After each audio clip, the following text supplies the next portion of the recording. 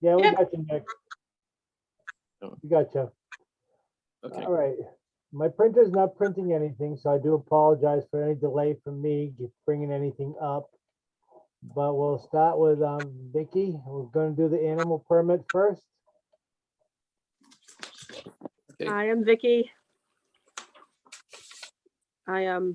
We turned in an application for chickens. We'd like to raise 4 chickens. And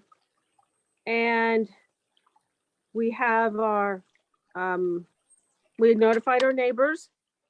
So, and I have my, wait, where will they work? Sorry, I turned on some background thing on my There you go. Zoom. And so, and when I stopped at the Department of Public Works the other day, and they made copies of these. Yep. Um, And it, yeah, the permit, I guess, says 7. oh, right. We only want 4. So then I saw on the agenda that it said 7 chickens. But that's because on the permit, there's one spot that says how many animals. They put 4 chickens, and then another spot says how big is your, like your chicken coop. Yep. And our coop is big enough for 7. But we weren't looking for 7 chickens. When we went to the new farm store in Orleans to talk to them about ordering chicks, and they recommended 3 or 4 chickens as a good amount for a small flock and to keep each other like warmer in the winter. And Right. so, and our butters are the Chequesset Yacht Club, the Rose, and the Durbans. And so we've sent them letters and also talked to them. So I talked to the Yacht Club in person, and then we've talked to the Durbans and the Rose through email. Their only concern was roosters. Yep. And our concern is we don't want roosters either. So, and that we just have a small flock like we were looking for, the 4. So, I guess that's all. Hillary, do you have any issues or anything with the distances? of the wells or No, anything? we did get a water test and the water looks really Yeah, good. okay. Because of the distance to their own well, I would recommend that they sample their well twice a year, just so we can keep tabs on that and make sure you're not compromising your well in any way. And just a question about your manure. It looks like you're planning to compost it. Are you going to do that? Where on your property are you going to do that? Because that would be of interest. So, I wanted to put it sort of behind the chicken coop. So it's near the coop, but not near, no, not near us. Yeah.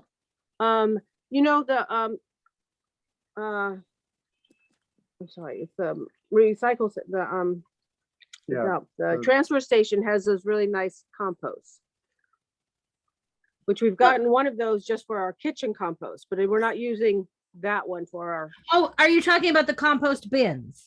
Yeah. yes. Okay, they have nice compost bins. So you're going to compost it in the compost bin. Oh, yeah, sorry, right. Okay, yes, clear to me. I'm good. Okay, all right. Okay. Gary? Hillary, is that compost bin closer to the well? Would it matter? Or- It's fully contained in a bin that they Right. put it in and then they spin it till it Right, turns right, to compost. So I think it's little to no threat for us here. Exactly. Hillary, I was going to ask, because in the regulations, the new ones, I didn't see any distance, from the well to the coop. It No, I specifies- didn't. Is it 50? Is it 50 feet? Yes. It's 100 feet. It's generally 100 feet where we like to keep the well away from the chicken coop, but it's her own well. So that's why I suggested we have her test it Just twice. test it. So, Gary, did you have a question? No, I didn't. No, I'm fine. All right, Deb, do you have any questions? No, I'm fine. Okay. All right, can I ask for a motion? I'll move. Okay, go ahead, Gary. I'll move to approve the permit for 4 chickens. Can I have a at second? the- Nichols, Second. second, okay. I don't have the address. Oh, all right, so it's 790 790 Chequasit Neck. 790 Jaquesset Neck. Thank you. Okay. All in favor? Aye, Aye. Nick, aye. all right. Can we, Yes, yes, Hillary. I was just gonna say, can we put on the condition that the water Oh, be yeah. tested twice a Tested twice. year? yes. Okay. All right, That's well, fine. good luck. Okay, Thank you. thank you. 100 feet. Thanks, bye. Thank you. All right, next. Septic system, 550 Chequasit Neck Road. Yes, can you hear me okay? Yes, we can. Hello, Robert Reedy, civil engineer with Jam O'Reilly Associates. Here representing Christine O'Campbell, the homeowner for 550 Chequasit Neck Road. It's a failed septic system. We're proposing simply just to replace the failed septic system with the Title V replacement, basically in the same spot as where the previous septic system was. It's kind of the only spot we really have available on the site. As you can see, we've got wells on our property and then 2 abutting properties, and then also the 100-foot setback from the wetland across the street. So we kind of have one little boxed area that's the right spot to put the leach field, and that's holding all the well and wetland setbacks. As a result, we are asking for variances for the setback distance from the front property line abutting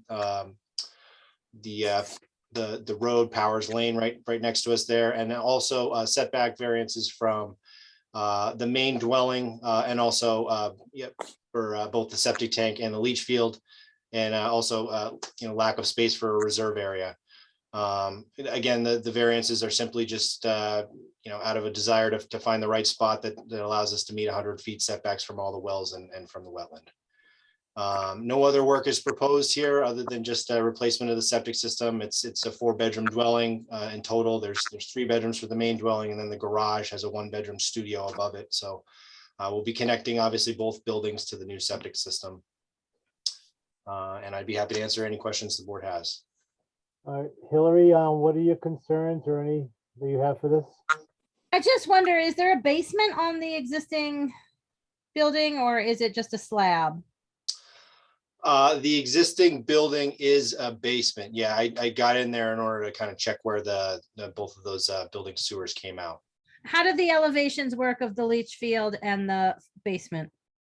Are you above, below? Our top of foundation is 19 and a half. Do you mean like the bottom of the basement or the top of foundation? Yeah, the habitable space in the basement. I don't, let me see. I think it's all unfinished down there, but I guess the slab for the basement is going to be probably at about 12 and a half. Our leach field elevation, the top of it is at, the invert for the pipe is at 14 3/4. So we're 2 feet above the bottom of the basement and we're 11 feet away with the leach field. Because you're close, do you think you could get some kind of barrier in there? Sure. Yep. Okay. We could definitely just put a liner right along the edge of the soil removal that's on the side that's facing towards the building. That'd be no problem. Anybody else have? Yes, Deb, go ahead. Did you consider the possibility of an alternative system at this location? Well, it's just a replacement of an existing system. Honestly, though we are working for the homeowners, it's actually through the Resources Septic Loan Management Program. So it's certainly a project where the desire is to try to help out a homeowner that has a failed septic system and needs a replacement. So certainly our hope in this case is just that we would be putting in a conventional system to replace the failed one. This is Nick, and if I could say something to the engineer.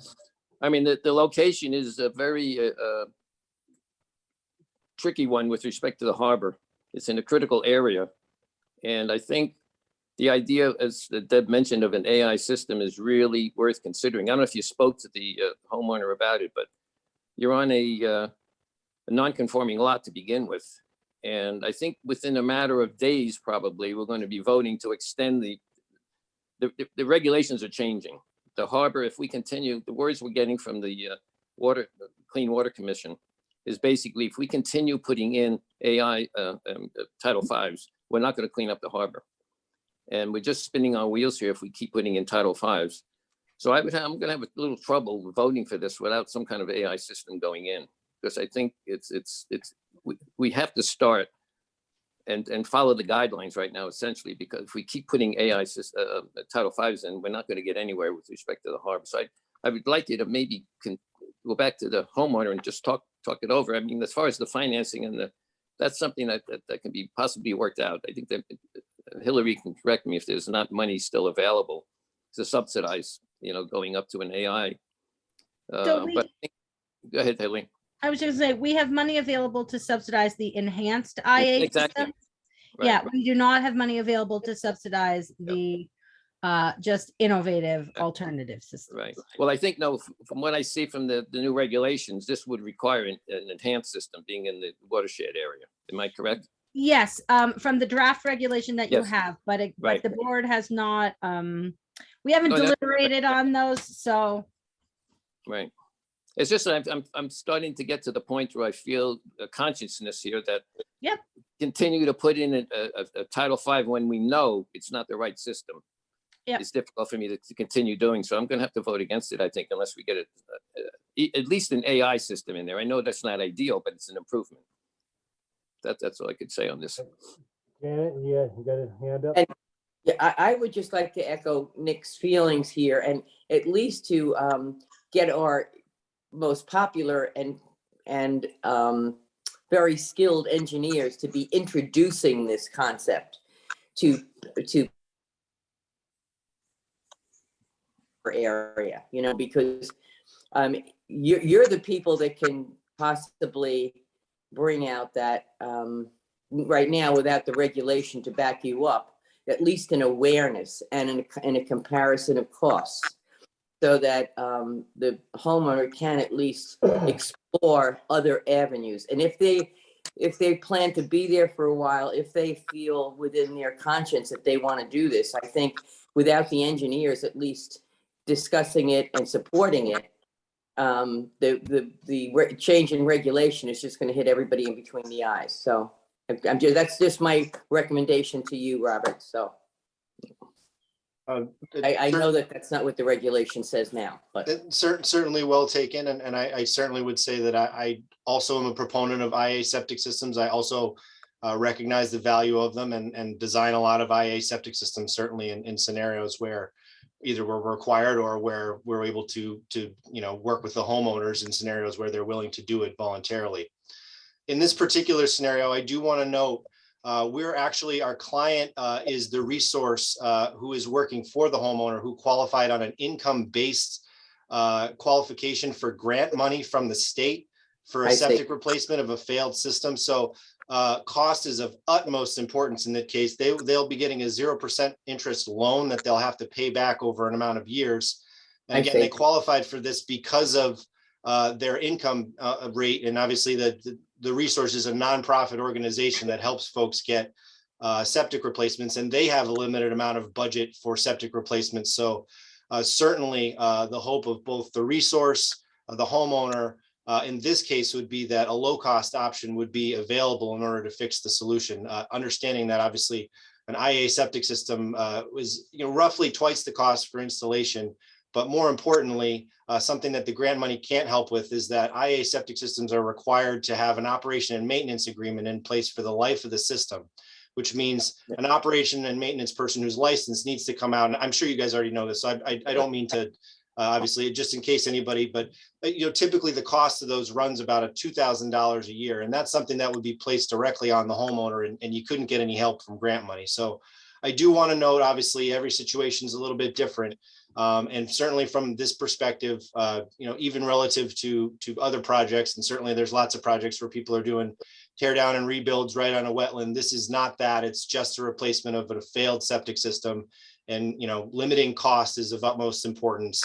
We are over 100 feet from the wetland. We are holding the required groundwater distance that the state and the town require. We certainly feel as if we're fitting within the existing regulations for qualifying for a replacement of a conventional system.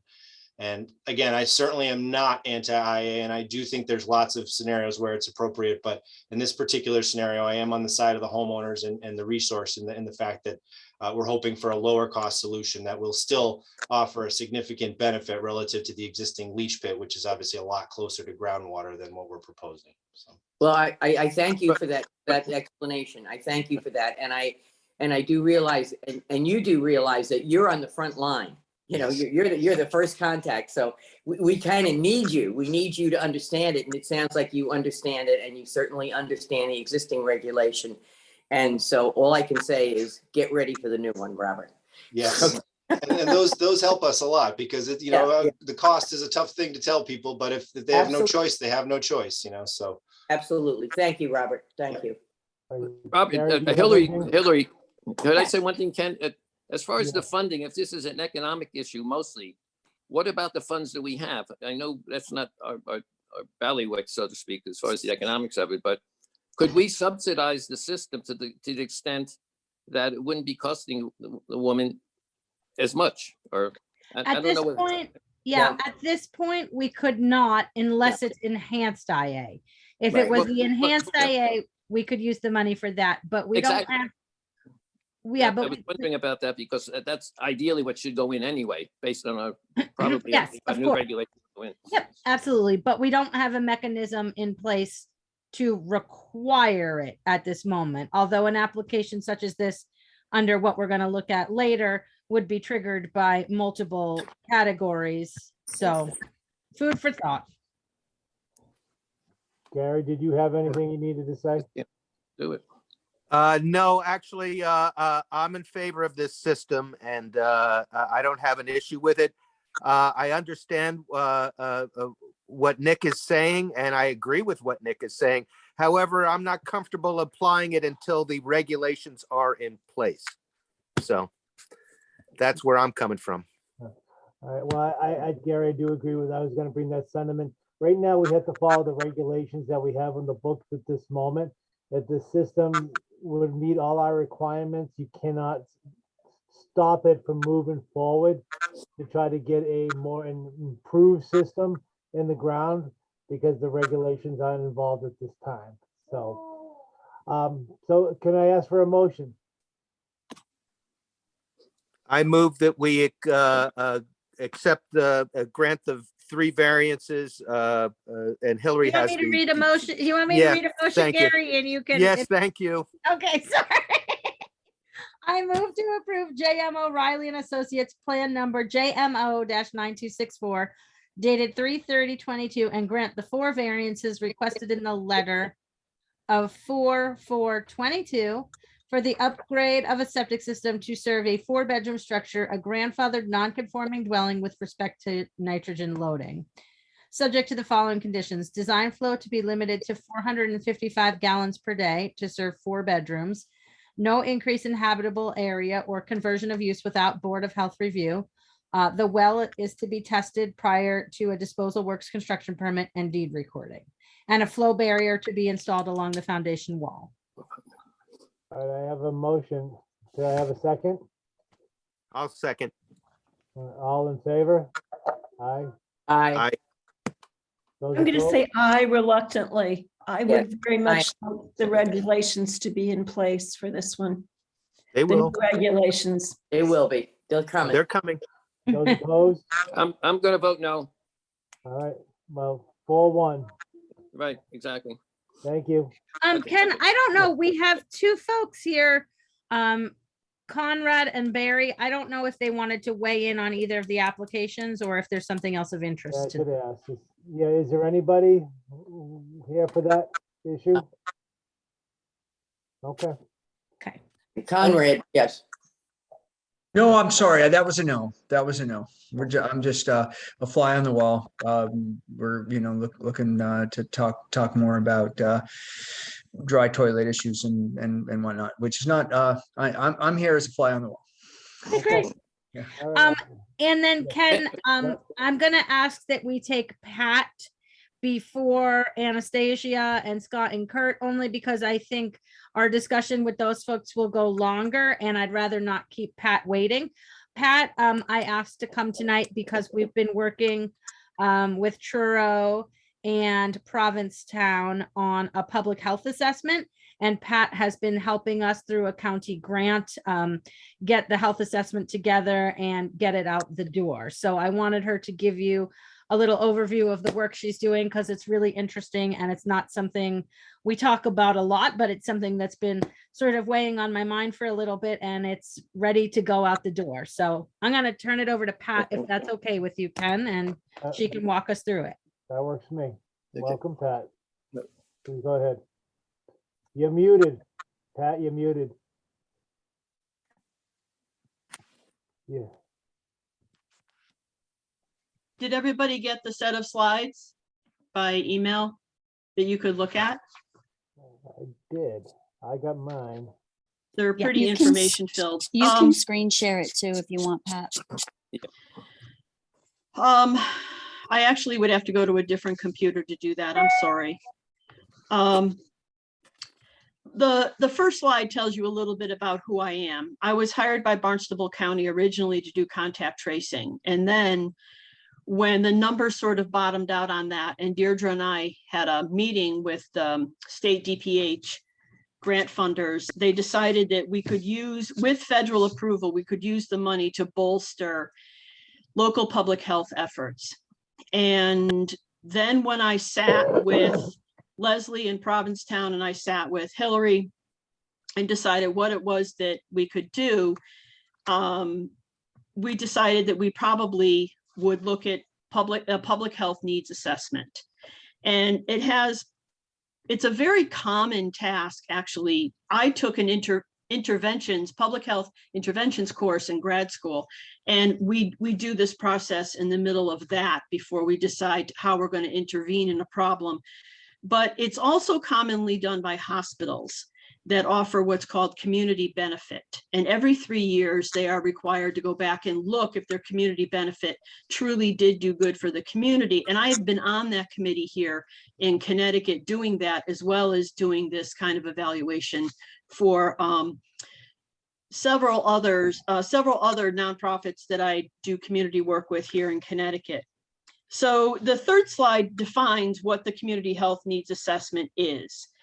And it's a systemic examination of health indicators for a given population, and it's used to identify key problems and assets in a community. In other words, you take a look at the social, the economic, the health, and anything within that same sphere to see what's going on in your population and can you make improvements in that. One of the largest topics we had for conversation and discussion was post-COVID. How have things changed? Can we ask the community about their idea of that? And do we need new services post-COVID? Did COVID bring anything to the surface that we should begin to cover for services offered in public health? So in more detail, ultimately, your goal is to develop strategies or programs that will address the needs that you identify in this assessment. There's a variety of tools that you use to conduct the assessment, and it must include community engagement and it must include collaborative participation from members of the community. The next slide has a very busy model of the complete model for community engagement and assessment. And there's multiple parts of it, which you would need to enlarge the slide. I didn't want to use a whole slide just for this model, but it would lead you through beginning to end, and it would summarize what this whole process contains. So in the assessment, there's steps and phases, and some of them happen individually, some happen ongoing. The first thing you do is you organize and plan. And the first thing I had to do before I proposed this was I had to look at a lot of data about the communities that I was going to be working with. I looked at some health data. I looked at the census data, which is somewhere that you always start when you're doing an evaluation of a community. Prioritize issues that you want to examine. And this came out of a lot of discussion with Hillary and Leslie initially. And I always smile when I say this because Hillary was very adamant in wanting a question in this assessment about whether you had high levels of sodium in your well. And I kept looking at her like, okay, this is really an important point to put in our assessment, in our survey. And she said, yes, I want to know those numbers. So when we got together and discussed, we talked about the issues we wanted to look at, what haven't been looked at in a while, and what we thought the citizens would say about these things. Then you plan how to engage the community. I told them that the first step in this would be a survey that would be given to the citizens.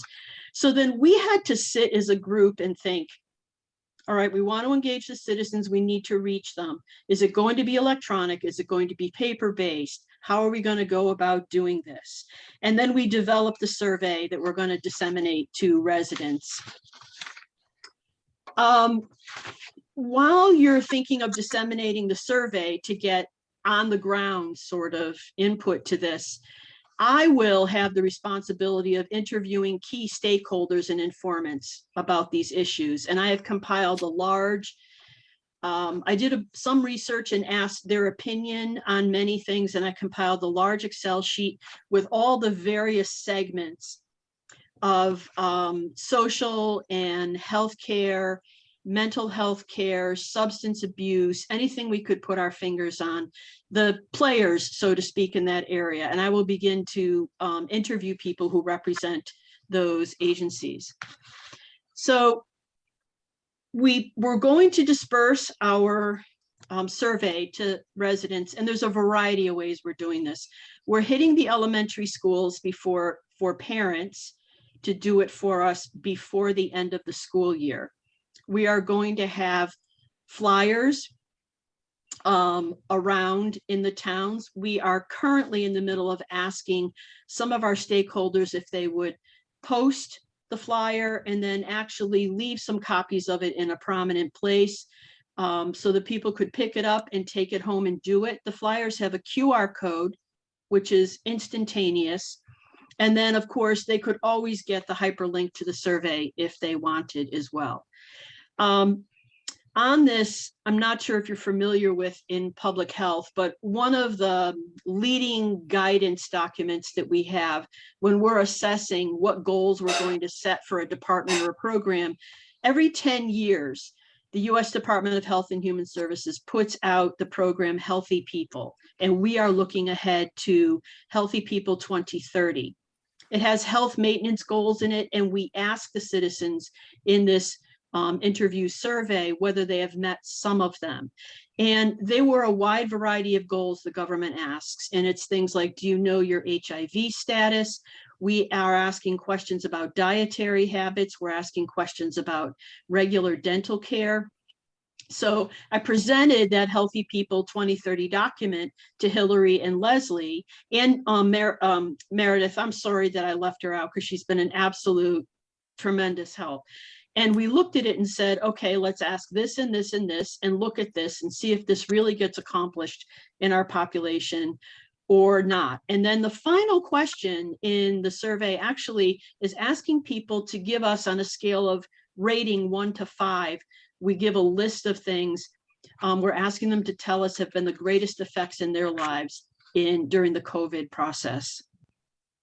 There's some on income in there. There's some on housing, transportation. We ask about substance abuse. We really cover in a very short survey a wide variety of topics. The survey was built by Meredith in a software program, very easy to use. People will probably at the most only take 5 or 6 minutes to do it. It moves very smoothly along.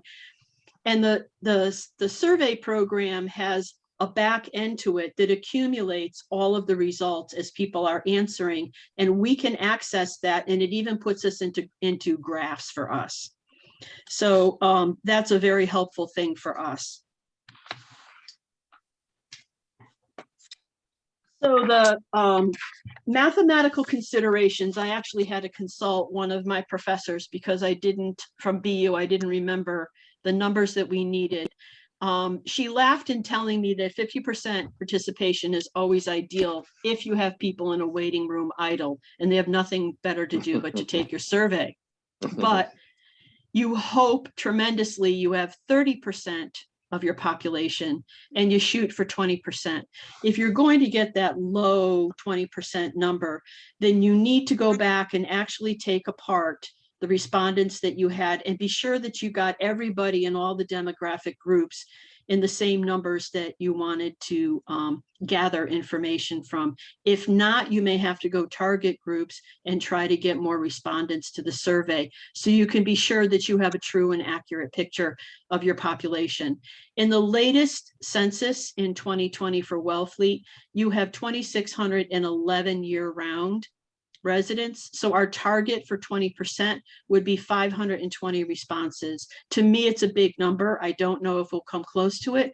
We may need to go to the method where we look at whether we got all the demographic groups that we had hoped for.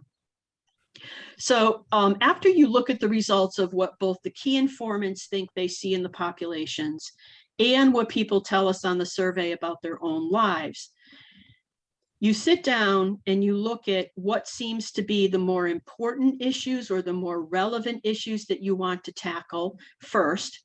And then you decide, do we want to tackle the needs in these areas by instituting new programs? Okay, if we think about new programs, can we collaborate? Can we take one segment of a program and put it together working with another program and it gives us our desired response? If we want to start something new, then that begins an entirely new process of thinking, how would we fund this? Do we apply for grant monies? Do we find or reappropriate money that's in the budget somewhere that we could use for this? And as I told you about the subjects that this survey covers, we're going to have an awful lot to think about when we look at the results of this and see. I know right away mental health is going to be a true need. I hear about it endlessly in just the 3 months that I've been working for Barnstable.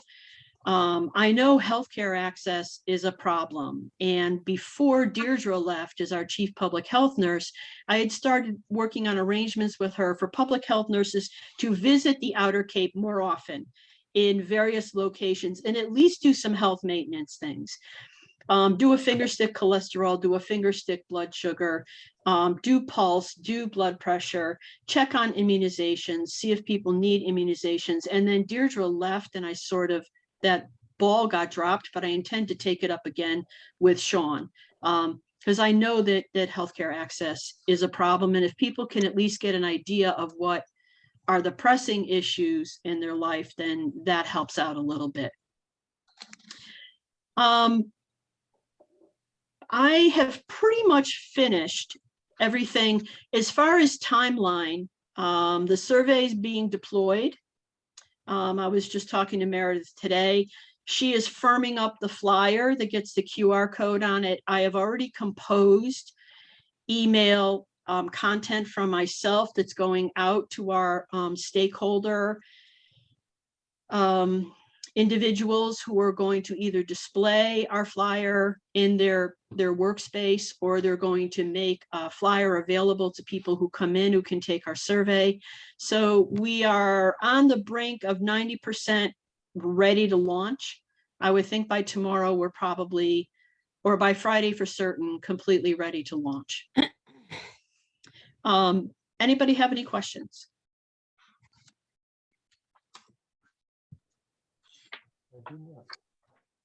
Yeah, Janet, go ahead. Pardon me? A couple of questions. Okay. Will part of your survey be the number of people in the Outer Cape who can be serviced with healthcare access?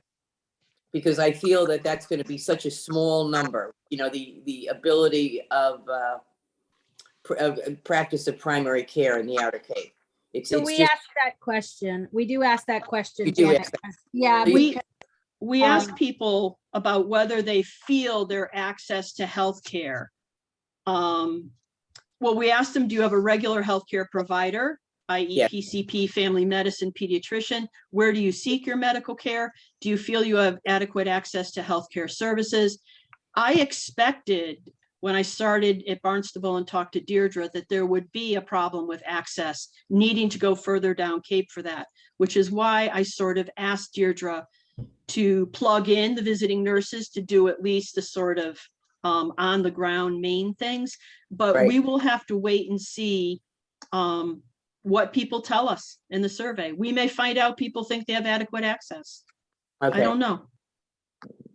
And my other question or comment is, do you feel that the results you have from the 2020 census truly reflect the multiple people that we have had move into our outer Cape towns as far as full-time residents?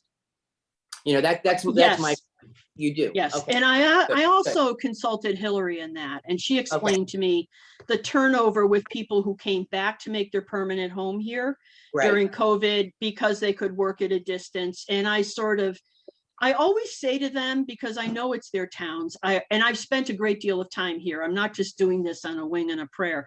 I've spent 3 weeks every year in Provincetown for 22 years. I have been tons of times in Wellfleet. So I'm not just landing from Mars and saying, or Connecticut, oh, right? now what do I look at? And Hillary will tell you that I always say to them, is this accurate? Is this right? Like, is this what it really looks like? And I wait to hear their response. Good. Yeah. Good. You know, we're mainly, so we're very concerned also with the availability of pediatric care within our outer Cape Yes. population also. That's been a concern. Mhm. Okay, this sounds very exciting. Yeah, Very exciting. exciting. I'm excited about it. Yeah. And the other concern I have had is the lack of actual town social workers. So I think to get a real picture of what's happening socially in, for example, the town of Wellfleet is extremely difficult, you Yep. know?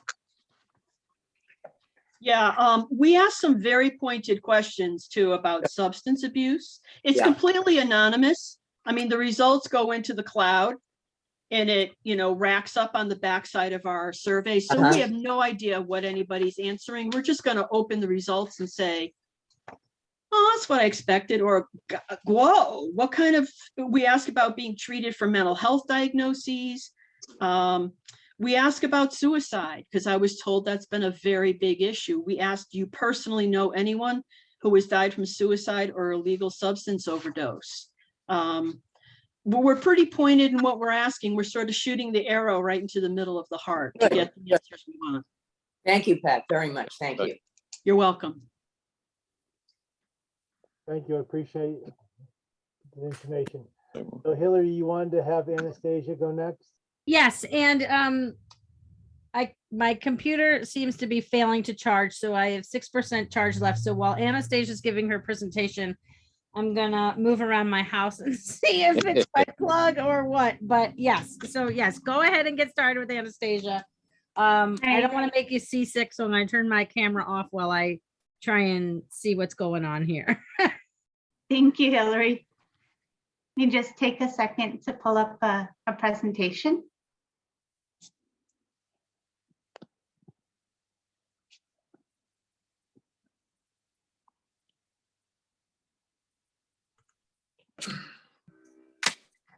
All right, can everybody see my screen now with the presentation?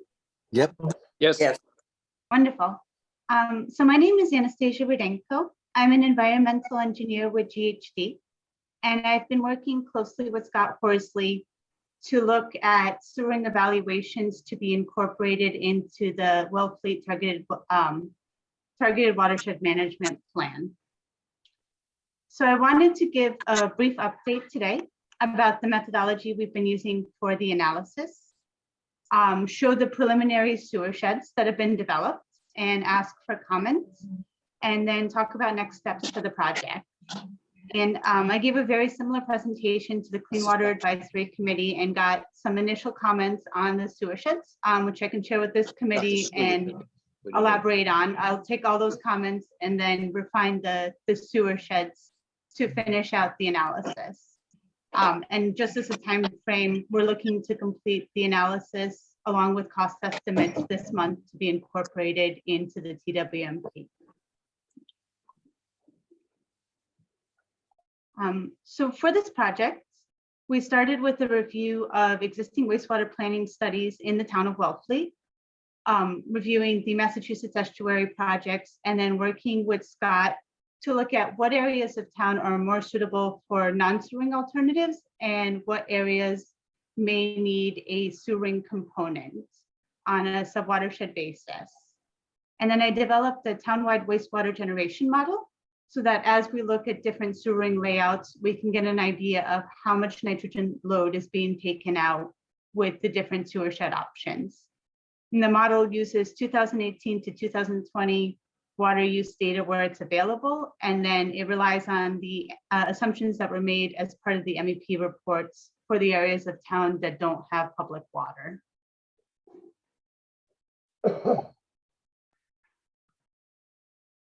So we developed two scenarios. The first looks to optimize non-sewering strategies as much as possible in the watersheds.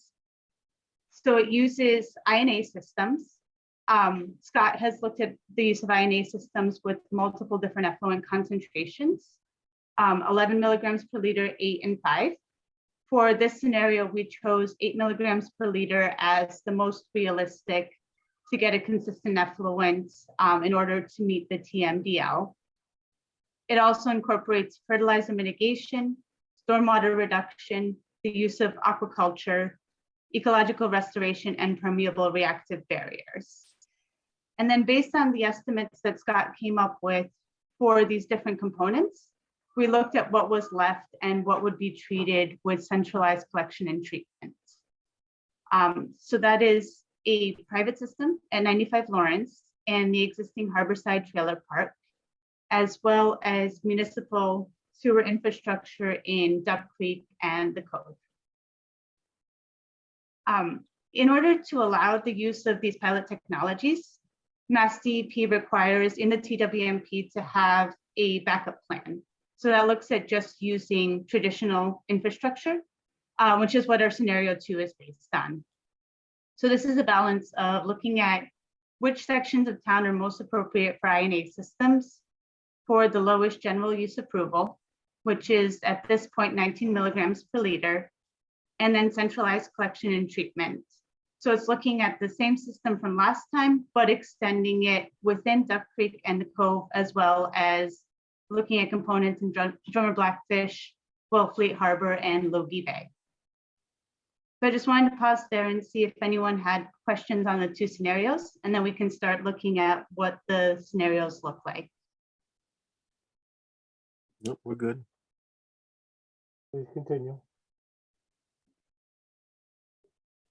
So this is looking at option 1. It's a very preliminary sewer shed. The two colors represent the two watersheds that we're targeting. So the Cove and Duck Creek. What we're looking to do here is to focus on the densest development in these areas. We're looking at areas that are close to the water bodies so that you have the most immediate impact of taking that nitrogen out with sewering, and also targeting the areas with the lowest, or the highest groundwater concentrations. One of the comments that the Clean Water Advisory Committee gave me was to note that there were very high groundwater levels in Kendrick Ave, which leads to septic system variances. So this is one of the areas that I'm looking at potentially shifting some of the parcels to. So these sewer shed areas show the approximate extent of area that's needed for our nutrient load removals, but it can be shifted within the watershed. So I wanted to draw on this committee's experience to see if there are other areas in these approximate areas that may have septic system variances or are known for requiring septic system variances that we may want to incorporate into the two sewer sheds.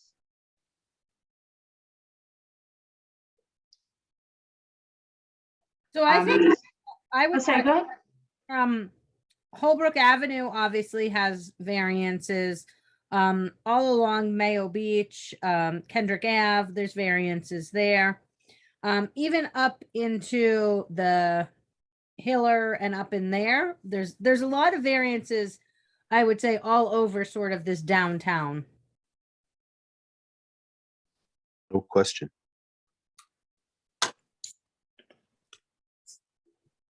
I mean, I think in the past 2 or 3 meetings alone, we had three properties on Chiquesset Neck Road, which is outside this area for sure, but close by. Yes, then it will be in the second scenario, so we can talk about whether it makes sense to shift some of the sewer or some of the proposed sewer ring to that area, knowing that there are required variances in that area. And I'll just present this today as an initial discussion and can leave these maps for people to think about and to comment on.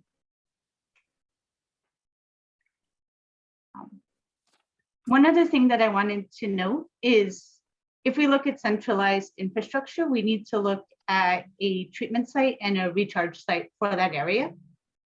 For the amount of flow that we're looking at in this scenario, there has been an option that's been identified at Town Hall, looking at a larger INA system, so a knit row system that would be capable of treating roughly this amount of flow, and then potential for subsurface recharge in Town Hall. So this is an option that would require further investigation if the town wanted to move forward, but is relatively cost effective because it's so close to the sewering area and is in the right order of magnitude for the flows that are being looked at in this scenario.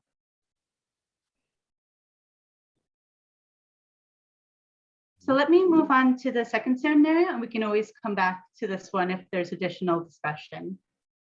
Anastasia, if I might, just Sure. one comment there too. Jesus. I'm not sure that variance is necessarily, for example, if you're using enhanced septic technology that could use a smaller leach field, that may reduce the number of variances. So it isn't exclusively true that just a sewer system could meet that requirement or meet those needs. And the other thing that I want to point out is that this is it may not be clear to everybody now, but what Anastasia is proposing here is brilliant, because by having the Town Hall parcel serve as the collection and recharge site, it avoids having to transfer this load to the transfer station, which was previously qualified as the location for handling our sewage treatment. And once you go beyond the capacity of that location at the town parcel, there's 2 choices: either to identify another parcel that could serve that additional load from a recharge and collection standpoint, or again transfer it to the transfer station, which is very, very expensive. So again, these are sort of preliminary concepts, but just for the board's benefit, there's a big cost savings and big cost benefit as a result of this Town Hall parcel being the collection and treatment location.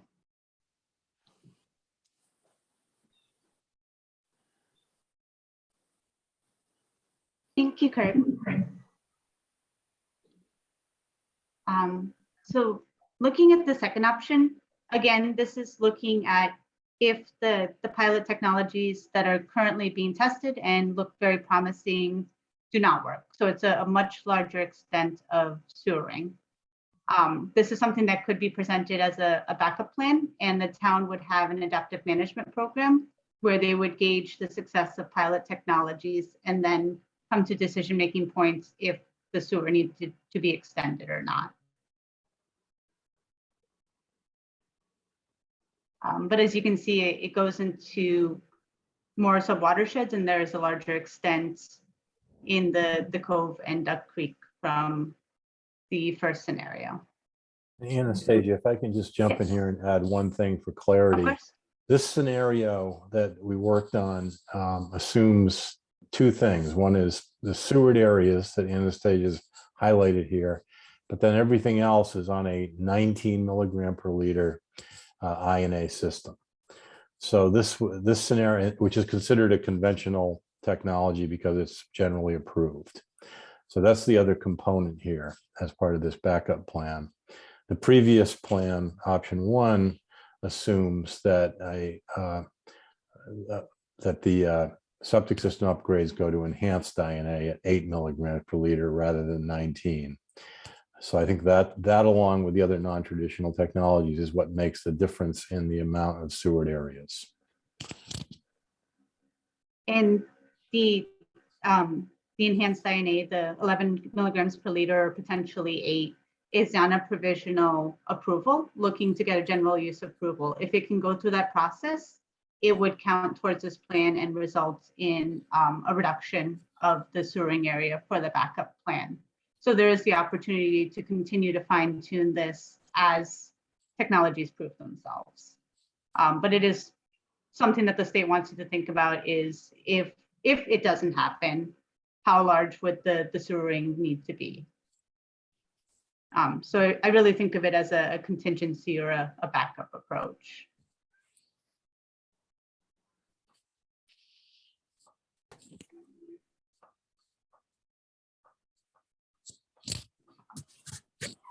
And so the next steps are to take any comments and to slightly refine those proposed sewer sheds, and then to develop conceptual cost estimates for the sewer areas, both of which would be incorporated into the TWMP.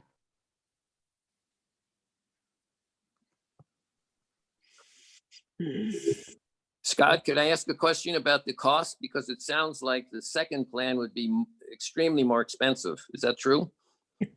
That would be my assumption, but I'm going to defer to Anastasia on this. She's in the middle of this analysis. Yeah. And in my prior meetings, you may recall, what I was doing was taking sewer costs from other towns on the Cape, just as examples. And I think based upon that, I think that's a fair assumption. Right. But I think we'll have much better fix on that with Anastasia's good work. All right, thank you. One other thing that I wanted to point out very quickly about this, which also is a factor of the cost, is when we're looking at this much larger flow rate, we would need a larger recharge area, which would likely mean having to pump to the transfer station, which also increases the cost of the system, and that's something that will be factored into the cost estimates.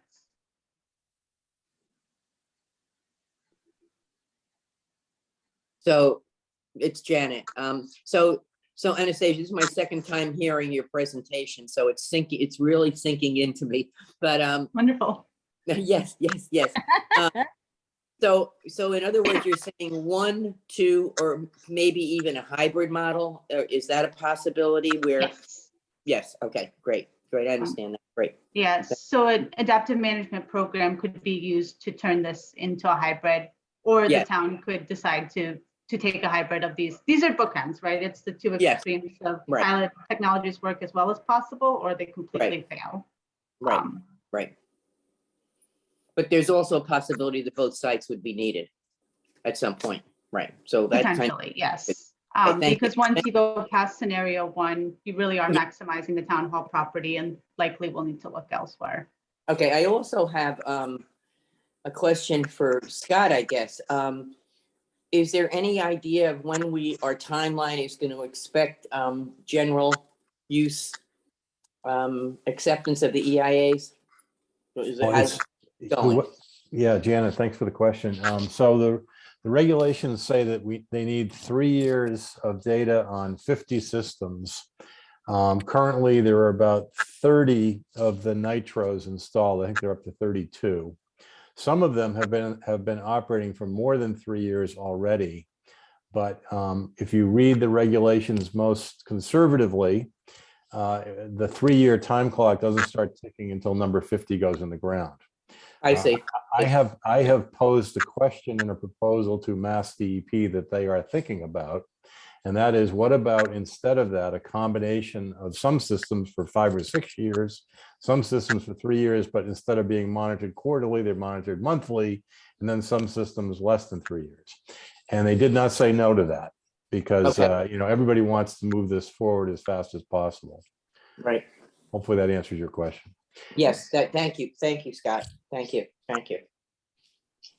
And also, I know that as I was reviewing the minutes, at one point we asked for some real exact costing, annual costing for our folks in Wellfleet. And as you could hear tonight on tonight's meeting, that cost factor it's important that we have that data, and that we, don't, blow smoke, and we tell people this is what it's going to cost you annually, because the way the world's going now, people need to know where they're spending their money.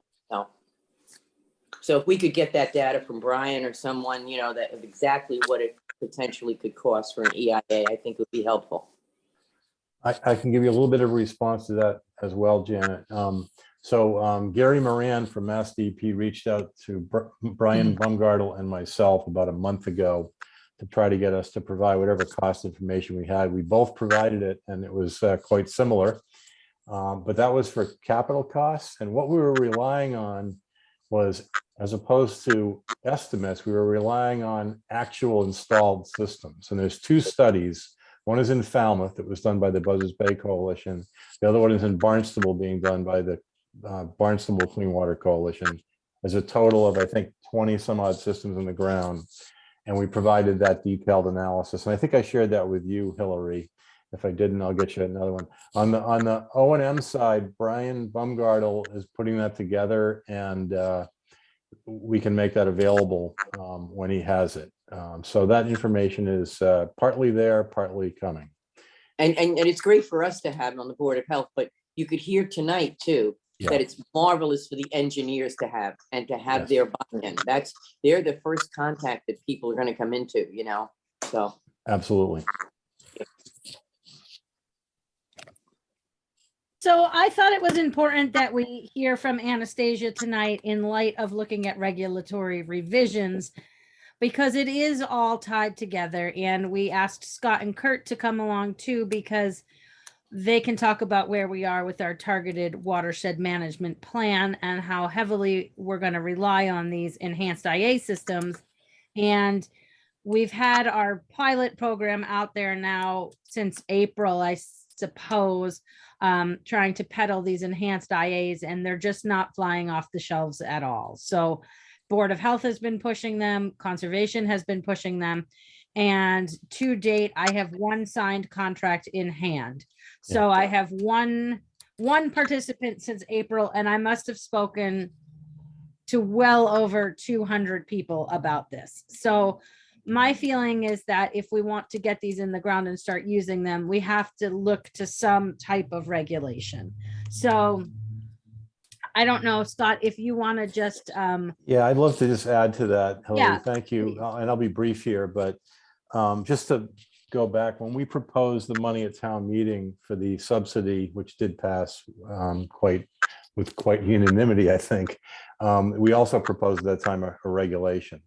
And so I've thought for quite a while that we really need both to make this happen. And frankly, I'm not very surprised that, and I think Robert Reedy, is that his name, who was here tonight, said it very well. He thinks this is a good idea, but he can't ask his client to spend extra money unless they have to. So I think you're right, Hillary. I think this has to be a regulatory program to implement it. I don't suspect we'll get volunteer, participation. Certainly not enough to meet the regulations or to meet the thresholds that Anastasia and I are trying to design to meet. So I think the health reg is key.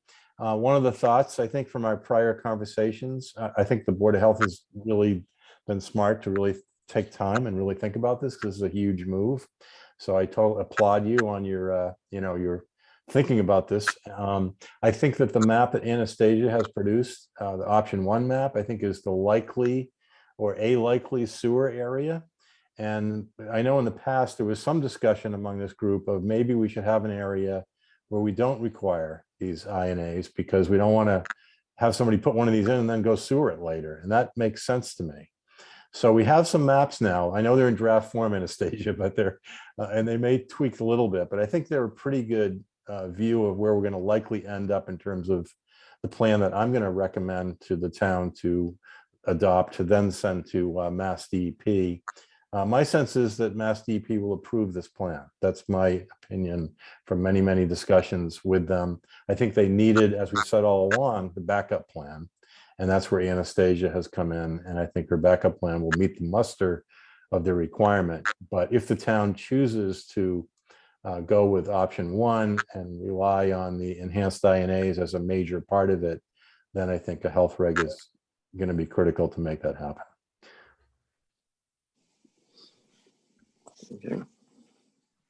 I think you're muted, Janet. The big change for our engineers and our population in changing the regulation, does it make sense to go to an EIA, an enhanced IA, which is what we have in the program, or do we start out with an IA as opposed to a Title V? And that's Yeah. because we don't have general use, Right.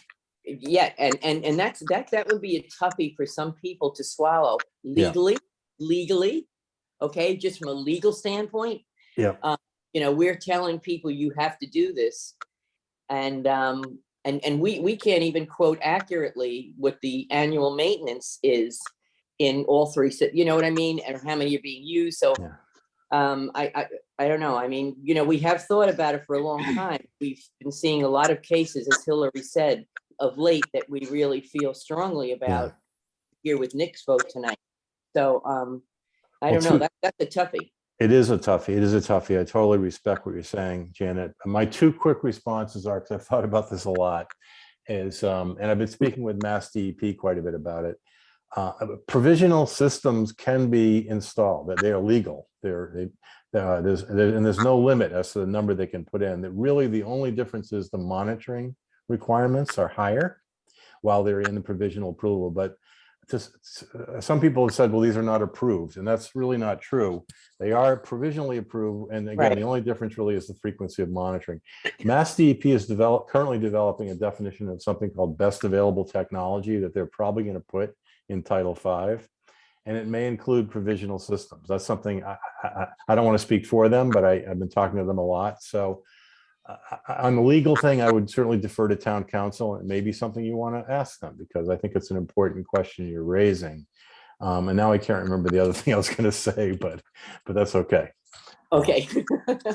With enhanced IA versus. Oh, I know what I was going to say. I was going to say, if the town proceeds on the 19 milligram per liter, if you pass a health regulation, in my view, you're heading towards option 2 that Anastasia put out there, because the calculations that we've done, both Anastasia and I, show, I think pretty clearly that if the intent is to rely on the 19 milligram or INAs, then the sewer sheds you're going to end up with are going to be quite similar to the ones that Anastasia showed you in option 2 tonight.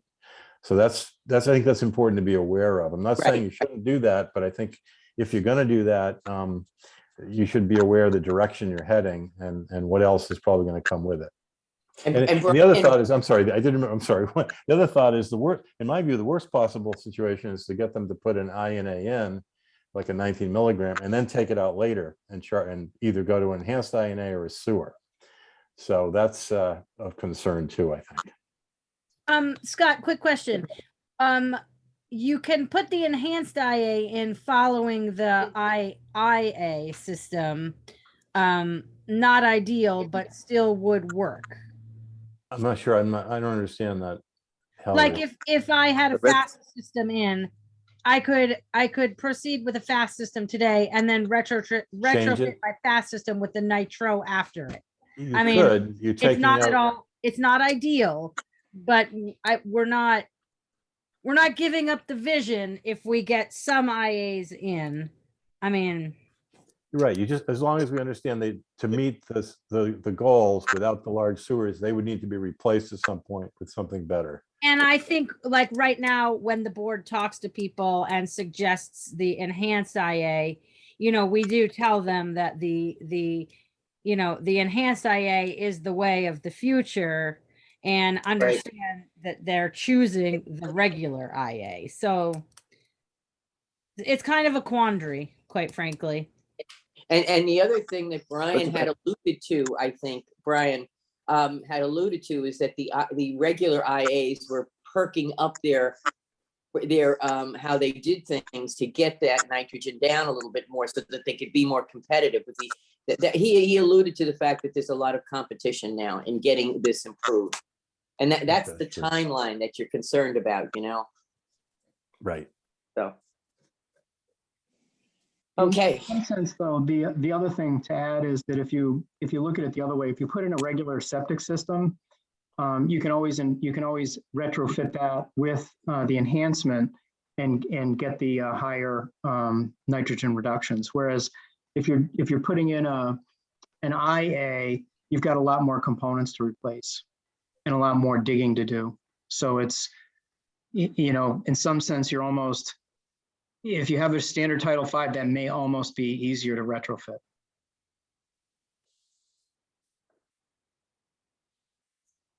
So I don't know. Hillary, can I ask, this is Nick, Hillary, can I ask you something? Because we never really discussed the cesspool issue as far as especially in the areas of critical concern. Yeah. I mean, jumping from a cesspool to even to an AI is a wonderful improvement. So I just don't know how many cesspools are around and how much of a difference that would make, because we never really addressed that. And I don't know if you've talked about that, Scott, in your planning, but we may have 100, I don't know how many cesspools that are still around, and there's no treatment. So going from a cesspool to an EIA is astounding as far as the improvement, even to an AI is improvement. So I don't know, you know, how we can, if we can locate those cesspools and see how many are actually in the areas of critical concern. We have that, don't we have that? We can determine a rough estimate of the number of cesspools in town. I don't have that information tonight, but I would look at the number of dwellings and look at the number of systems we have plans for on file, and we could make that. You know, it's not in nitrogen sensitive areas, but almost all of our areas are nitrogen sensitive. Well, to some extent. Yeah. So I'm just gonna pull up the regulations. You all got copies of these, right? If not, there's some outside the door. And I actually gave away my paper copy today, which is slightly unfortunate, but I can do it electronically, I think.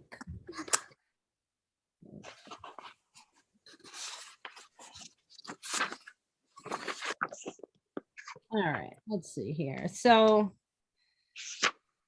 this is obviously just a draft. I wanted to make that clear that it's not even a refined draft, because I think it's still, we need to choose what we want and think it all over. So this isn't, you know, a public hearing on a draft set of regulations. This is just probably a work session to introduce you to some of the changes we have talked about over time and work our way through it.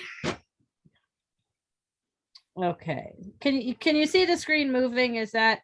Yes. Okay. Moving. So I added a definition of buildable upland because only the upland counts in our nitrogen loading calculations. And we sometimes get questions on where that number came from or what it means. So I added that in. Then the definition of failed system, I added any cesspool as defined in Title V. And then on the separation to groundwater, I changed that a little bit because the pre-95 systems are allowed to have a 4 foot of vertical separation between the bottom of the system and groundwater. And I think if we're looking at it holistically, we really want to see, you know, the separation between the adjusted groundwater. So I added that in. Then it says a lack of a 5 foot vertical separation between the bottom and the adjusted groundwater would be a failure. And then everything else I left the same.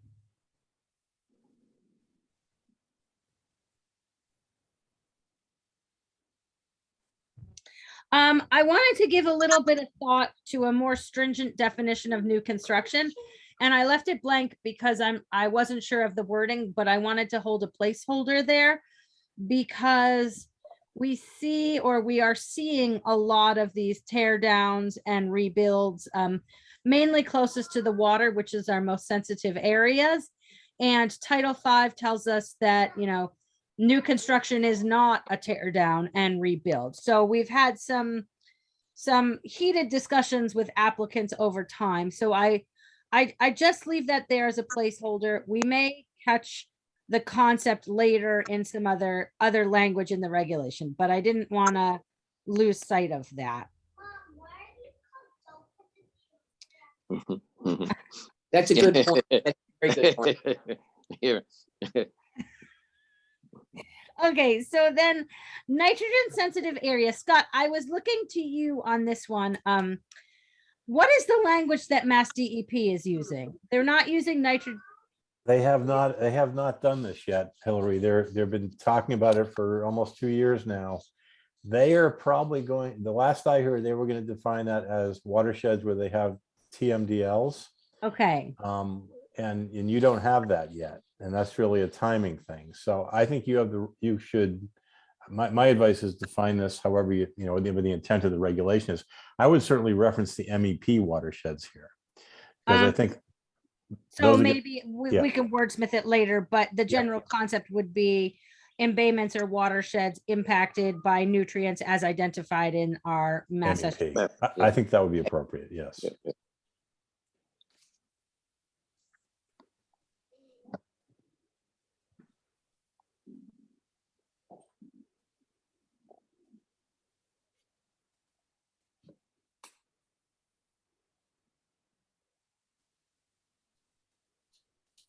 Okay, non-conforming system was a new one. And this would include any system which, when installed, did not comply with the provisions of either the 1978 code or the 1995 iteration of Title V, including cesspools and all similar systems in use prior to adoption of these codes, and without a signed, stamped, engineered plan.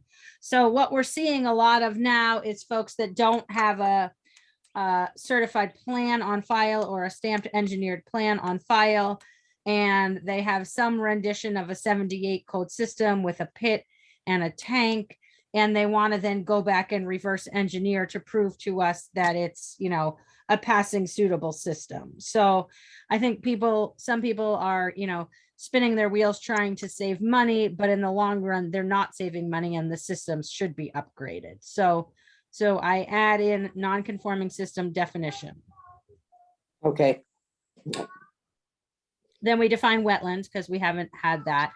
And in the definition up above for buildable upland, we say all land except that which is a wetland. So I just wanted to define that so it's clear. Good. So far, so good, Hillary. Okay. Hey, I Hillary, mean, can I just- there's a special question in here for you. I saw that. Yeah. Hey, So Hillary, in can I this ask? section- Ask Gary. Yep. Yes, Gary. Yes. Go ahead, Scott. So my only question about your wetland definition, does that apply to like setbacks that you have elsewhere in the regulation? Somewhere, I imagine? Yeah, we talk about Okay, well- about some setbacks later Well, on. Yes. My only comment is other towns have done this, defining wetlands as those in the regs. Remember that includes floodplains as well. Yes. So your setback would be from a floodplain boundary. I don't have floodplain in our setback section, but we can add that in for sure. Okay, well, no, okay, I was just concerned if later it says setback from wetlands as defined by the regs, just keep in mind that includes floodplains. Sometimes Yes. towns forget that. And they don't intend to do Good that. point.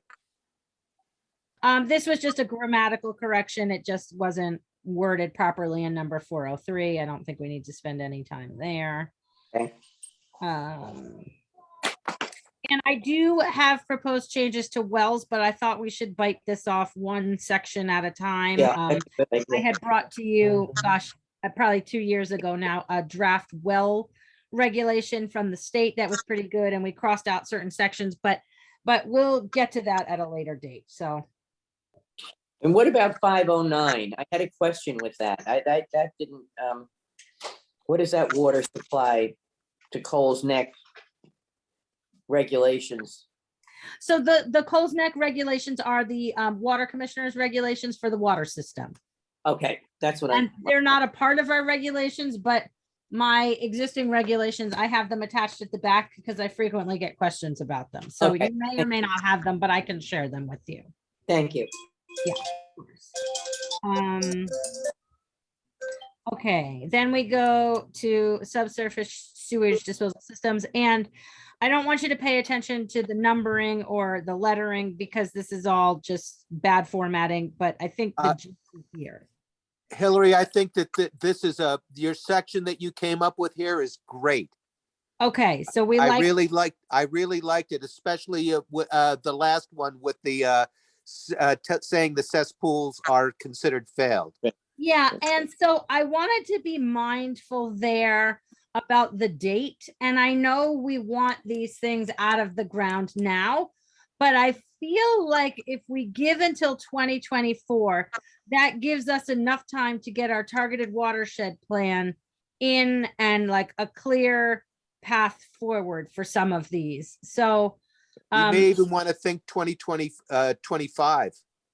yeah, I don't necessarily want to go out that far right now. I think we have the ability to change that as we get closer, but I feel like we should keep our eye on the prize here and keep it closer than farther for now, knowing that we could change it. So, Okay. so you know, it's all up for discussion, obviously, but so that's 601. And what I liked about this is it clearly requires the upgrade when we don't have a stamped plan. Yep. If the facility is replaced, relocated, or demolished. And then Right. I added in the liquid depth for the leach pit because that's not in Title V and it's kind of a bit of a gray area. So I thought it was good. I thought it was very well done, Hillary. You've really thought about most everything there. okay, and then this one, I just want to point it out because it says all non-conforming septic systems and cesspools within 200 feet of any wetland or within the floodplain as mapped by FEMA. So that's new for us. So That's just good. Right, give that's that good, some man. thought. I like that. That's good. Okay. That's Okay. very good. Then 602 is one that we've faced a couple times here as a group, and I was never able to hear from DEP which section of their code specifically applies to this. This is the multiple systems on one lot, where we want all systems on the lot to be upgraded Yeah. if one is non-conforming. So point. that covers that. Good. Okay. We needed to clear that up. Yeah. And then 603 is just a numbering thing. Yep.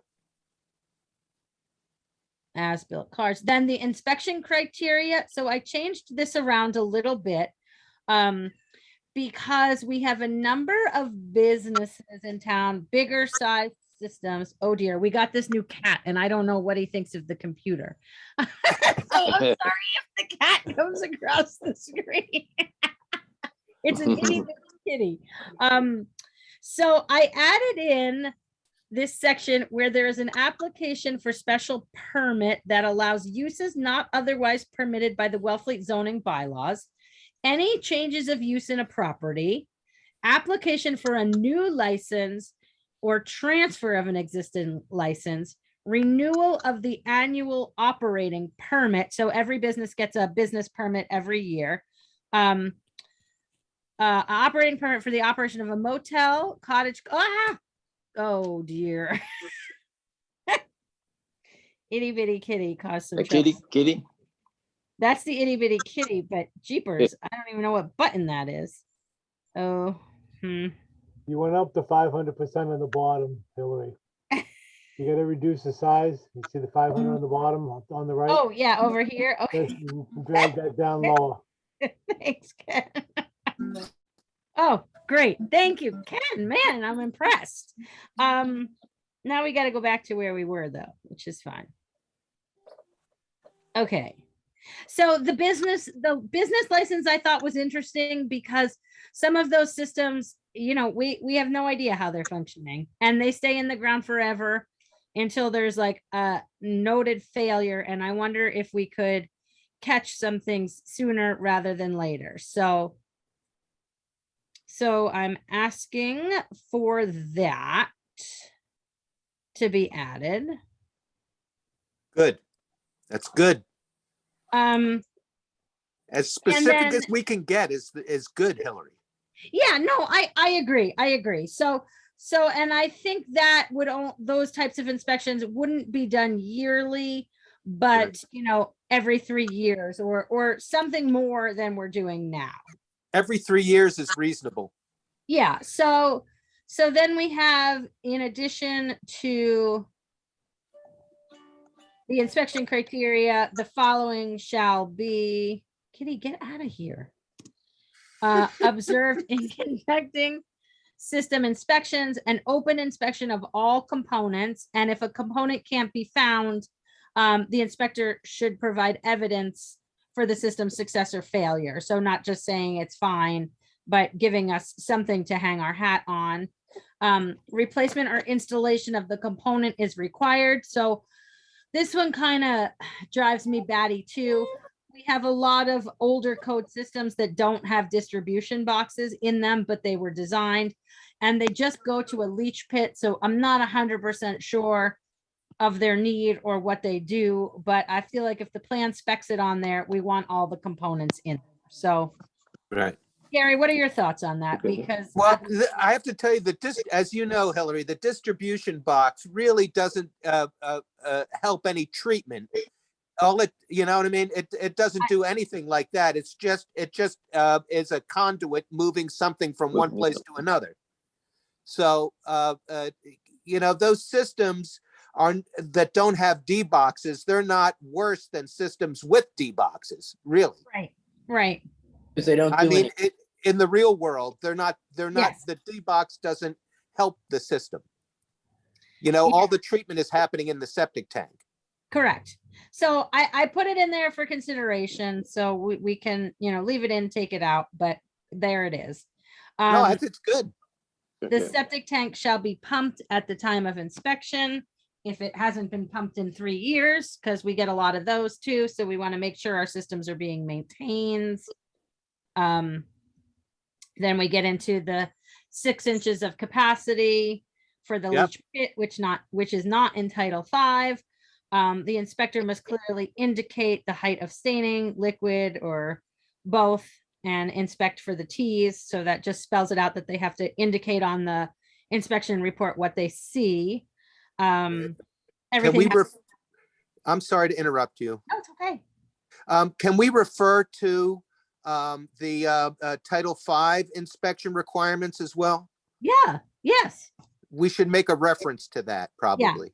Yep, I'll make a note of that and do that. Because that's got the line in it about not pumping before your inspection. Yes, absolutely. Which was an old Provincetown trick. Yeah, oh, for sure, for sure. So then we have all work needs to be done under a permit, which is obvious. And then this one, F, is a big one. If the inspector finds that access ports and inspection covers are not within 6 inches, they will install them. We get more calls from installers who tell me their clients don't want to pay for it, and so they can't do it. So I want this in here so that they can get those risers on, because it's easier for the next person who comes along to inspect it. We have to make it, people are not going to voluntarily pay extra money for their septic systems. I've found that over the last 30 plus years. So we have to make regulation, and that We have to, because people aren't going to do it. Yes, so there's that. And then I have the vertical separation to groundwater shall be confirmed and measured in the field and documented on the report. And the adjustment will also be evaluated and shown on the report, because more often than not, inspectors are just referring to the plan of record, which is fine if it's a system that's not that old, but we know groundwater is rising in some places. And so we just want to be aware of what's actually going on when we evaluate these things. So I'm not including an additional addendum. I think all of this information can go on the Title V inspection report. So then we say we're gonna evaluate these things promptly, and none of that changes. And so I add in here a number 8 when reviewing these. And this is the nitrogen loading on pre-existing non-conforming lots. And this is big. This is a big one, yeah. This is big. Yeah, this is really big, but I think it's worthy of discussion and consideration. So we see a lot of this, and it's allowed, obviously, by Title V. And I wonder if it hurts us in the long run. So I put that on there for us to dive into. today, tomorrow, whenever, but this would apply to those, 20,000 square foot lots with 8 bedrooms, if that would come in on a septic inspection, would we? Yeah. I think it's appropriate, Hillary. Okay. I mean, I think it's appropriate because you know what? This is what's being done now. This is right. yeah, it just feel like I worry about our people and the residents of our town, but I think if we put in dates that they know this is coming and can comply by a certain date, then we've given them the information. So I know it's going to upset a lot of people, but we have to start going in this direction. Well, I agree. Truro Board of Health has made me design, at least right now, since their cesspool thing has happened, they've made me design 3 different IA systems for non-conforming lots with undersized square footage.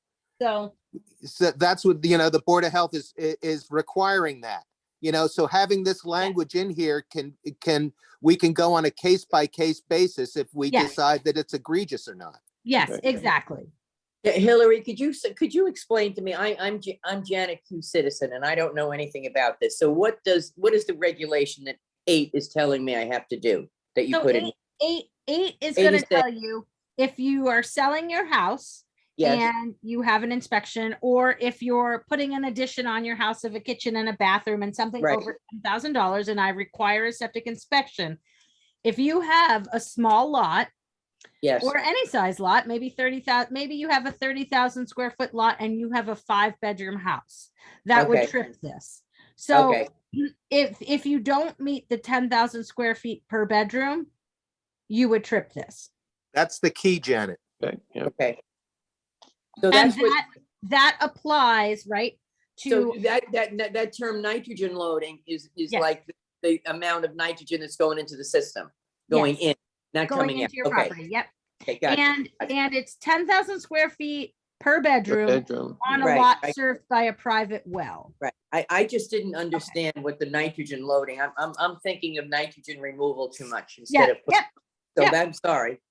Okay, so here again, I toss in the date of December 31st, 2024, which we can talk about. I like that date.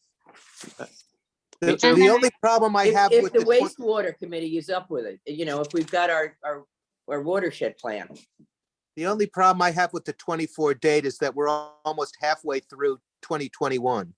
Yeah, we're in 2022. 2022. Yeah, that's what I meant. 22. Okay, that's what I meant.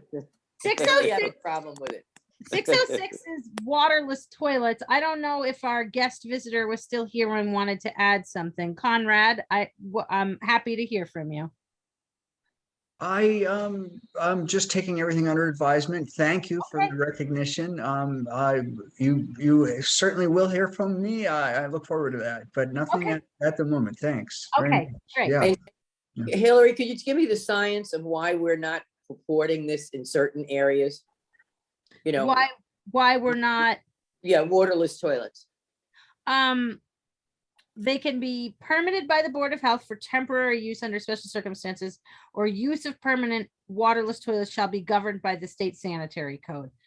I think we do allow composting toilets. Yes. So we probably need to look at the language here and amend that, because I don't know that the plumbing board or the state sanitary code says a whole lot about it, because it's allowed in Title V at this point. So that may be a section we just get rid of altogether.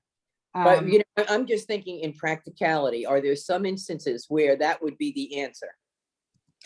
Well, yeah, but it's really hard to sell them to people because nobody wants to install a composting toilet. And I send the folks that are like borderline interested down to the Audubon to have a look and see how great they are. And we have very few takers. We have a couple composting toilets around town, but not nearly enough. And it would solve all of our problems. But I'm thinking about those people that are right on the edge of the cliff.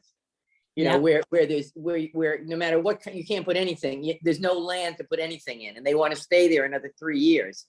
That's the answer. Well, that's only half the answer, right? Because he's still using a sink and a washing machine Exactly. and a kitchen, you know, Right. a Right, yeah. kitchen. That's true. So like, That's what the true, code yeah. says is that you can put in a composting toilet, but you have to put in a compliant leach field because of all these other uses. I see, So- I see. So Okay, it's been tough to sell because it's more expensive again. So it always comes down to dollars and cents with most of the people I talk to. yes, okay. Thank Okay, you. and then here we have the setbacks. Surface waters excluding wetlands. 50 feet for the septic tank, 100 feet for the leach field. Wetlands, 100 feet for the septic tank, 150 feet for the SAS. So that's more than we Yes. looked at.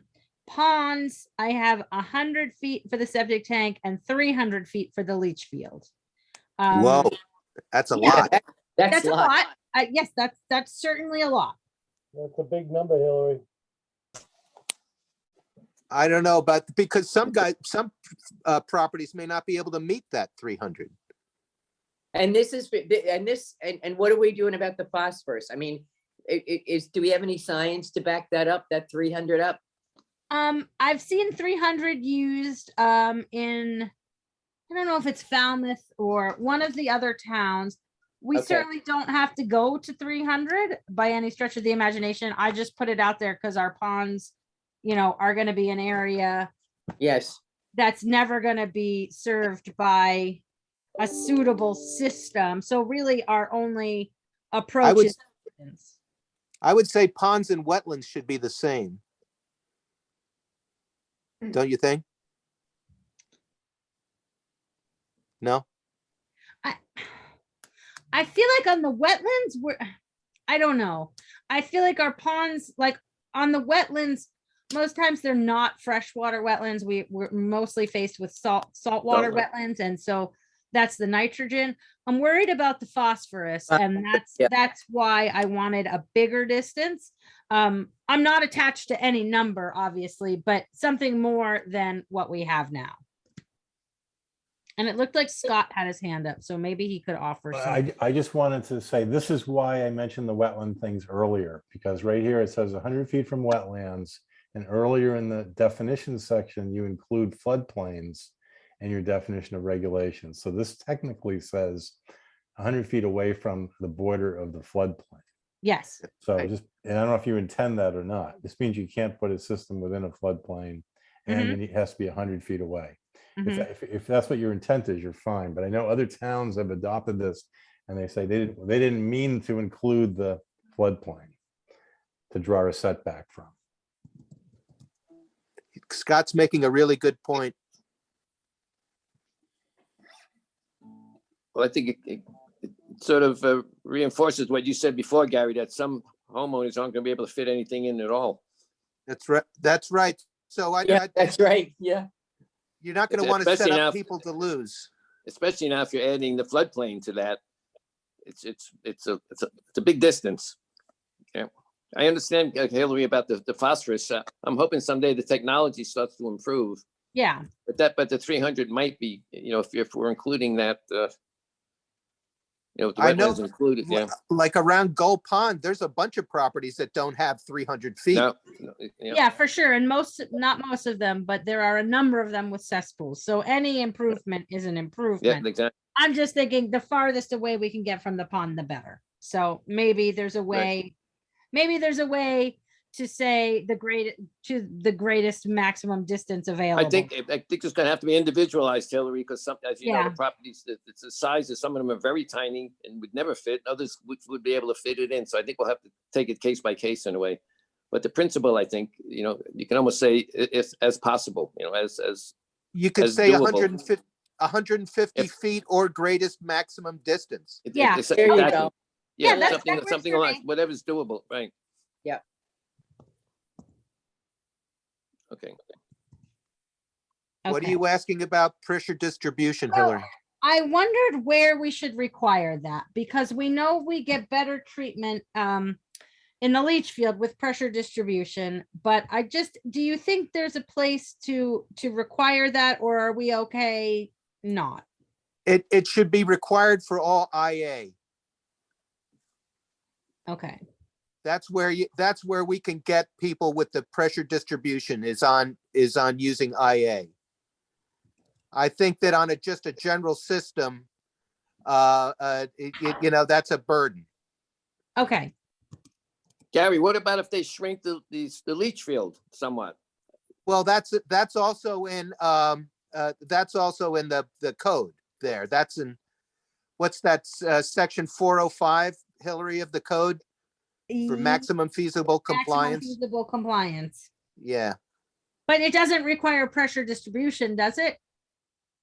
If you reduce the Well, size. so I was wondering, should it, if this leach field is shrunken, would that benefit the treatment? Well, if you're shrinking the leach field, you're using pressure distribution for it, unless you're going for the 25% that Yeah. the state allows. When I don't want to mess with that. Okay. All right. I think that the state has that right. You know what I mean? That with you got to allow people a little leeway to improve if they can. Yeah. Sure. Okay. But if you're using IA, you know, because you're only going to get a reduction without IA of 25%. Yes, exactly. So any more than that. Okay, so I'll put that in the right place later. So then we get into the innovative alternative technology, and I defined this as nitrogen reducing systems are defined as those systems technologies, and I'll wordsmith that, approved by Mass DEP and rated at 19 milligrams per liter of nitrogen.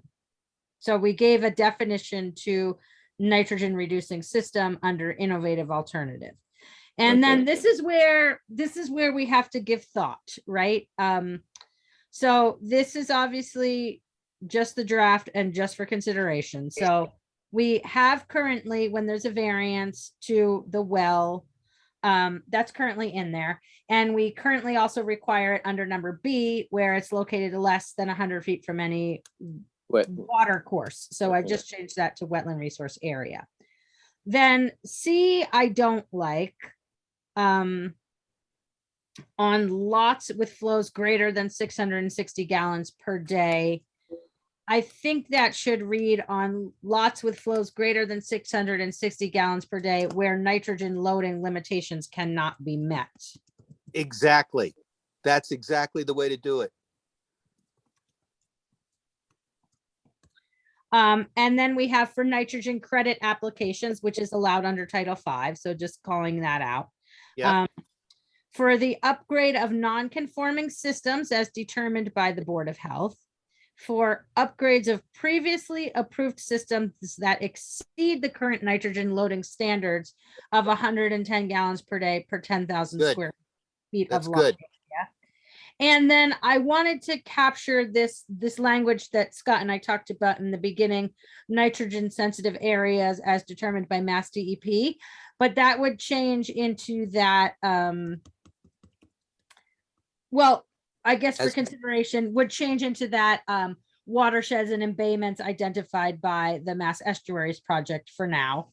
And then H, in certain cases where a variance is required and circumstances support the use by IA to mitigate environmental impact of the proposed system as determined by the Board of Health. I don't know what that would be, but I felt like we should have a special clause in there so that we could require them when needed. And then I, for all new construction, repairs, all property transfers and upgrades within the Wellfleet Harbor embayment system watersheds as identified by the Mass Estuaries Project. So I want us to think about that, because that's just the regular IA. And then the enhanced nitrogen reducing system I have as those technologies that have average nitrogen effluent concentrations less than 10 milligrams per liter, or demonstrate a net average nitrogen removal rate of 75% or greater as demonstrated by third-party testing. And that I have is required when compliance with nitrogen loading cannot be met and the loading rate exceeds the 440 gallons per day. And then I have this same B, but we obviously can't have the same regulation as in regular IA as we want in enhanced IA. Yes, So I yes, think we yes. have to, I think we have to think about, Yeah, what that's we a little want- tricky. yeah, what we want where based on Anastasia's presentation and Scott's information that we really need these enhanced IAs everywhere we can get them to Get meet them, our yeah. TNDL. So I framed it up like that, but we're gonna obviously have to move things around to get them in the right place. Yeah, exactly. Yeah, because that A is a tough one, Hillary. Yeah, for sure, for sure. You know, we might want to say, you know, when compliance in those specific areas that Anastasia outlined. Yes. We may want to define that maybe. Yeah, and so that's why, I want us to, not jump on anything tonight, but at least begin to think about where we want to go because, we could have a third section that says in areas identified in this report, we'll do something different. So, Right. so, Well, That's isn't, not Hillary, in here. isn't that the embayment area that we're talking about? well, that's part of it, right? So that's part of it. Was there anything Anastasia talked about that wasn't in the embayment area? Well, it's all, well, no, you're right, because the ocean side is the ocean side and that's not in Yeah, the Wellfleet Harbor. Right, because it sounds like a little redundant. I mean, the embayment areas seem to contain basically everything, at least from the map, I thought, of what that Anastasia was talking about. Well, the first plan. first is map, yeah. only downtown, right? The second plan, we capture more. You So get we Logie better- Bay. Well, I'm and saying, stuff. but the area where we really wanted to use the EIAs was all yes. with the embayment area, exactly. So, yes. okay, right. So then we have the variance section, right? Because we always have to grant variances if there's a need. So it says we'll look at variances. Any property served, the Board of Health shall have it recorded on their deed. That was old. I just scooched it up. And then I put in non-performance of innovative, alternative, and enhanced technology systems and sort of ran through what non-performance looks like. So failing equipment, an unresolved alarm event, components not functioning, violations of the terms of the approval. So that would be numbers that come in too high. So non-performance requires written notification to the board. 48 hours is probably too soon on a system like this. So maybe we want to make it a week or something. But I was gonna say, there's no way that people are gonna get action in 48 hours Yeah, if they're agree not with you. meeting their nitrogen requirements. I agree with you. So maybe 1 week. One So or notification to the board within 1 week from receipt of a lab result. So they'd get the lab result and they'd let us know in a week. I don't Yeah. know. I mean, that's probably better. okay. And then they would submit to us a remediation plan with corrective actions so that Yep. the operators actually are taking some action and not just letting the systems fester without addressing issues. So, Exactly. corrective actions must be taken within 48 hours. Again, I think that number we can, work on that because no one's going to come out in 2 days. Well, And do, Gary would probably No, be the best. there's no way. yeah, yeah, there's yeah, no way. yeah. So, Gary will inform us on what's reasonable, I think. I on that mean, one. maybe 2 weeks I would say 2 weeks, Hillary. of Board of Health notification Yeah, Yeah, to address performance. right, And- because that'll give people time to talk to engineers and start to get a plan together. Yeah, for sure. Right. And to see what they can tweak on the system. So Right. lab results showing an exceedance of total nitrogen triggers a retest following the corrective action to demonstrate the system is back in compliance, and failure to comply will result in same thing we've always had. Yep. Okay, and then I just, like I said, moved that section around. Yep. And then this is that they have to use the Barnstable County reporting system, which we've had in there for a while now. Yep. And then here, in order to specifically apply nitrogen loading limitations, instead of calling it upland, we're calling it buildable upland. Yes. which just makes better sense. I didn't Yes. change the requirement for tight tanks to come to the Board of Health because I think that's important. And then that I just moved, and that's the changes that I've made. So Well, Good work. Yeah, That's- tremendous. Yeah, a lot of time. Good you work, put in. Hillary. Yeah. yeah, I think it's a better product for sure. Yes. Again, I think this has to be our draft because I don't really want to. I think we need to work on it again at our next meeting, maybe to just refine and pick and choose what we want where. But I wanted to get it in your hands because I've told you before, the more time goes by, the more nervous I get about these things. And I want to feel like we're moving in the right Go moving, direction. right. And this will give us time, give us all time to mark up, and really Yes. look at it in depth. Yes, absolutely. And, Right. please submit comments, changes, whatever. You And then I betcha. think we should come back to our next meeting, prepared to talk about it further. What I Yep. want to do, and I guess I feel like the board should refine it at our next meeting. And then maybe the meeting after that, we would invite our installers and engineers to come to weigh in a little bit so we can get some public comment. So maybe we would advertise a public hearing for our next meeting, not the next meeting, but the meeting after that. So we're in April, May, maybe in That'll June. be the June. Yeah, True.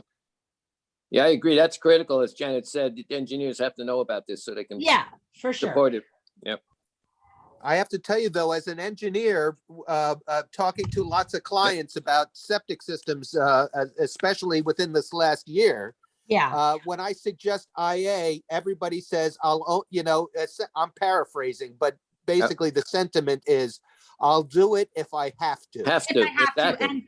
And I've Right. had this conversation with Kurt and Scott that like, no matter how hard I'm trying to sell these things, now granted, I'm not a trained saleswoman, but like, I've got one person and she's a really good steward of the earth. And I think that's the only reason she's on board. Exactly.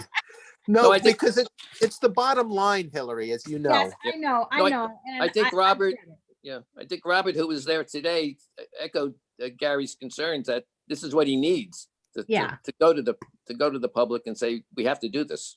Yeah. And then they figure out how it's going to happen. But Right. yeah, on that note, Hillary, have we gotten anywhere with the operations and maintenance, how it's going to be done? I think Brian had spoken at one point of an organization that may take that on. Is there? Yeah, that's Barnstable County. I think we Yep. still have to have that conversation with Brian Baumgartel Okay, to see right. if they would take us on. But if it was like still, I said, yeah. we have one taker at the moment, so it's not. No, I'm like- just saying for future planning, it Yeah. would be, if that's in place, it would be a little bit of an easier sell, maybe. Yeah, for sure. Yep. Okay. And we need accurate numbers. We need accurate. Not Accurate numbers on they're cost. all over the board. There's, in the rumor mill, there's all kinds of annual maintenance numbers Right. being around. We need accurate numbers that come out of every mouth, you Yeah. know? Yeah, that's why if it's organized, in- Even if it's bad news right now, Yeah. and also be able to sell the awareness of lowering those numbers, that everybody is aware that, they're working on it in Barnstable. How can we get, a municipal group to yeah. cover that, et cetera, so Yeah. we need So, those salient points to sell. yeah, I don't Because- know. Did we lose Scott? We lost Scott, right? Yeah, he jumped off. Okay, that's okay. I think we could touch base with him and back with Brian Baumgartel to try and get Right. more accurate numbers, because Ryan Curley tossed around some numbers not that long ago that were much higher than the numbers we had been working I've with. been Yeah. talking, yes, Yeah. yes. I think when you So- say $38,000 or something, it was a lot. Yeah, It for was, an up, that was for a retrofit, which Hey, is, Brett, yeah, yeah. so I No. think we just have to, we have to get better numbers, and I don't know how we get them, but we can commit to looking at that. Well, I know Coastal does maintenance on IA systems. We could talk to Coastal and get a range from them. Yeah. You know what I mean? So we're not necessarily asking them what their prices are per se, but get some kind of range or right. something. Yeah. Well, for installation, we can get a range, but what are the maintenance costs? That's what people That's- want. Around well, that's- 1,200 That's between, what- yeah. yeah. Is that variable or is it the same every month? Well, it's variable, I think, depending on your location, the size of your system, and your service provider. Exactly. Okay, but you know, when you sign the contract, what it's gonna be every month. It's not different every month. No, it's not different Okay. every month because it's But it's different- quarterly, right? Some different- people are on a different- quarterly plan, some people are on a twice a year plan, some people are on an annual plan. So there's a little variation, and I think Kurt has said over time that your operation and maintenance costs go down over time, because as you're utilizing the system, you go through these stages where you can decrease your sampling. You're And then sampling, yeah, right. once these are all general use, DEP is going to dictate to us the sampling regime, right? Or like pick one here and one here, and Right. they'll work with us on that. But in the meantime, where we're selling them lot by lot, they're going to have the full sampling schedule that the Board of Health puts out there, which is 4 times a year for 2 years, and then drops Right. down. So But Brian Okay. ought to be able to give us a firm cost for their, for them handling a portion of the O&M.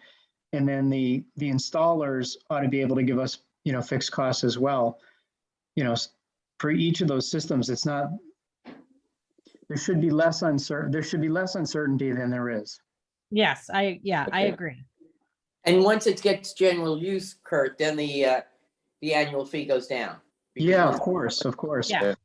The one thing Hillary, I did just quick comments. I'm not sure that the enhanced IAs are all doing pressure dose or that they need to. They're not. So that's just a question as to whether you really want to do that or not. I don't know if it's required or needed. And the other is that the inspection terms, I think your inspection terms are for, you want them to apply to traditional Title V systems, right? Yes. Because Well, no, it also applies to an IA system, because on an IA system inspection, they don't actually look at all of the components of the system. So But I think on the IAs, they're going to be much more rigorous than what your reg says. Because they're going to be committing it for an enhanced IA, they're going to be committing to a very specific rigorous inspection process, every quarter. yeah, we still now require it on IA systems, on a building permit application, or a transfer of property, only because the IA tends to focus more on the IA component and not the other components in the system. So if there's root infiltration into, the septic tank, they wouldn't let us know about that. Yeah, I guess what I was just reacting to was you may not want to make it for the IAs and the enhanced IAs.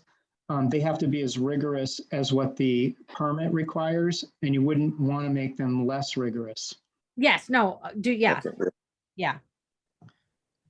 And the regulation is written as less rigorous than what the permits are probably going to require.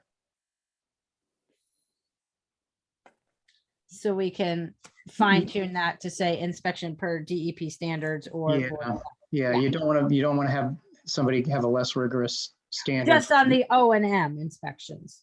Correct. Yeah, got it. Okay. And we have to have the dollars reflect that, the price Yeah. reflect that for folks, so we know. Yeah. Right. Got it. Well, was- I certainly think that we can make the distinction as the Board of Health, knowing that, this particular system doesn't use pressure dose, so we're certainly not going to require it for a system that doesn't need it. You know what I mean? Yeah. So we got to use some common sense there a little bit. But in We can terms have of, a may be required depending yeah, on. something like that. Yeah, we can look at the language for sure. I have that in the comments for the next go round. But Okay. Anastasia, do you have anything to offer? Because you must see a lot of this too around the Cape, or. So everybody's trying to figure it out like you guys are. So it's been really interesting to listen in on this discussion. Great. Okay. So I guess that's all I have for tonight. We'll meet back on this next month. So read it Yes. over. think about it, think about what you want in which section, and we'll work together to get it where we want. Hopefully, we'll all have our Very good. markups by next Yeah. month. Perfect. Get them to me when you got them. You got it. Great. Thank you, Hillary. Thanks, Put a lot of time everyone. in. Great job, Hillary. Yeah, thank you. So, Always a great job by Hillary. Yes, good job.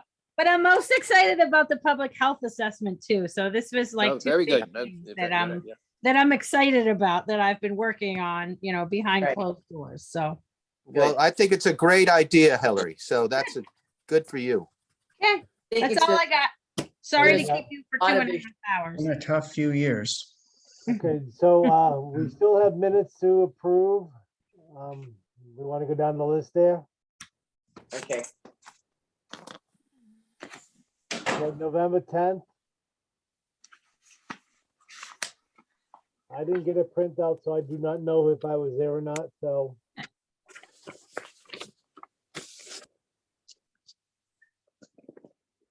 Oh, let me see. Let me find these. I'm good with all of them except for Wednesday, December 8th. I have a question. We had Well, why don't we go down the list first? Can we start with the top one? And when we get to that one, you can just bring that up. okay. Can I have a motion to approve November 10th meeting minutes? This So is Nick. I have to abstain. I wasn't there. So moved. This is Debbie. I'll second. All in favor? Aye. Let's go to November 17th. I was not present, so I have to abstain. I was not there either. Uh-oh. So well, we got 3 people were there. I have a motion to approve those minutes. This is Nick. I approve. I'll Have a sec- motion to accept approval, Frank. All right, all in favor? It's me, Nick, and Janet. Aye. Okay. And now, December 8th, what is your issue, Janet? Under COVID-19, the third bullet, I don't know that you actually said that contact tracing at this point is unconstitutional. I'm not sure. I if don't know said it or not, a long time ago. You might have, but it just didn't look right to me. But truthfully, I don't know. Well, COVID months, how would you say, they teed me off, pissed me off those months. So anyway, but It was challenging. I It was make a- challenging. remove the whole thing. I you think can remove it just basically because. the contact tracing at this point, he feels is unconstitutional. I don't know. I don't think, I don't know if I said it or not, but. I you can remember remove that, it. baby, Ken. I don't think you did. I would remove it. Yeah, I think let's just remove it. So Fine with me. let's approve Okay. the minutes with the amendments. I'll make a motion. Do I second? Second. All in favor? Aye. All right. All right, January 12th. You have a motion? I'll move the approval of those minutes. You got a second? I'll second. All in favor? Aye. All right. February 8th. Ken, I have an issue with this. I have the agenda and it says February 9th, so I just wasn't sure whether it was Mine February too, 8th yeah. or 9th. I think it's the 9th. I have the 9th too. I have the ninth. Let's change it. Okay, February 9th then. Thank you. Can I have a motion, please? I'll move the approval of the February 9th meeting minutes. I'll second. All in favor? Aye. All right. And now this just irritates me. March 9th, I wasn't there and I couldn't approve the minutes of rescinding all COVID restrictions. So I'll have to abstain from this one, but can I have a motion? I have to abstain also. I was not there.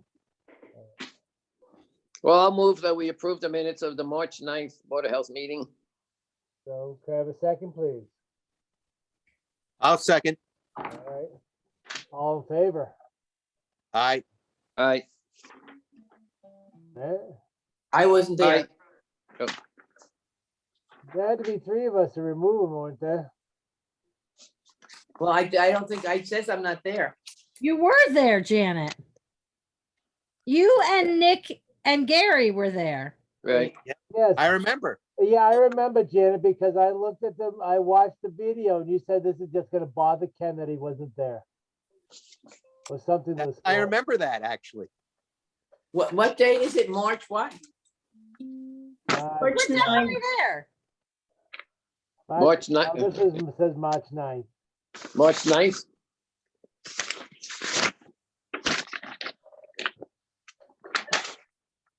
It says members absent, Janet Drohan and Deb Friedman. No, you were definitely there. Ken was not there. I'm 100% sure of it. I am too, because I remember that meeting distinctly. Yes, I was there. Okay, I guess so. It just says I All right, wasn't. 3-0 You were- Janet. you were the- Definitely there, No, Janet. you were there. It was ironic because we. that's the Janet, one we you were the uplift- acting chair. Yeah. You were the acting chair, Janet. Oh, there, that's the problem, Gary. See, I can't. I would be acting chair. You were the acting chair, okay. All right, so there's nothing else important to go on? Are we all No, done we have here? 5 active cases of COVID at the moment. There's, a slight uptick going on around. With plenty of tests for folks, we're giving them out to people, and lots of supplies. So we're in good shape here. All right, Okay. can I have a motion to adjourn the meeting? I so move. Do I have a second? I'll second it. All in favor? Aye. Aye. Aye. Hi, everybody. Thank you, everybody. Ever under my tenure. I'm tired of this. Good night, Happy everybody. Easter. Ken. Happy Easter. Happy Easter. Okay, bye, guys. Goodbye. Bye-bye. Bye-bye.